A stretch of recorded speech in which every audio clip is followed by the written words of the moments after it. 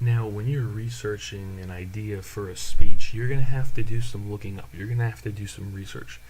And lucky for you, within the age of technology, there are so many things that you can turn to, from the library to the internet. And the internet and both the library have tons of information that anyone can use to help make their speech better. So, it first starts off with things like search engines, basic things like Google, which everybody understands. Or you just type in a couple key phrases and boom, the information is there at your fingertips. Now, the important thing that you need to know, that needs to be noted, is Google isn't necessarily the most safest option. It's not necessarily the most credible option to turn to.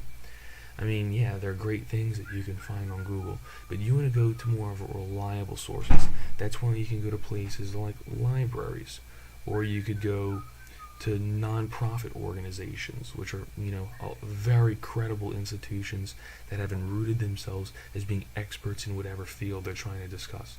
Blogs are good, personal websites are okay. You definitely do get some sense of bias and a little bit of uncredibility. But in some cases, you definitely find pieces that are worthy to bring up.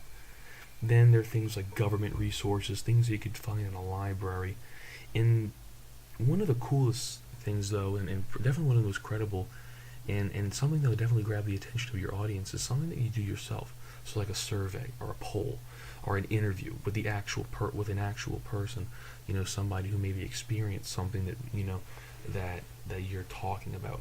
And again, establishing that personal connection is always good. You can never go wrong with adding a little personal touch with an interview, which may be relatable, maybe a little more relatable to the audience than just throwing up a stat.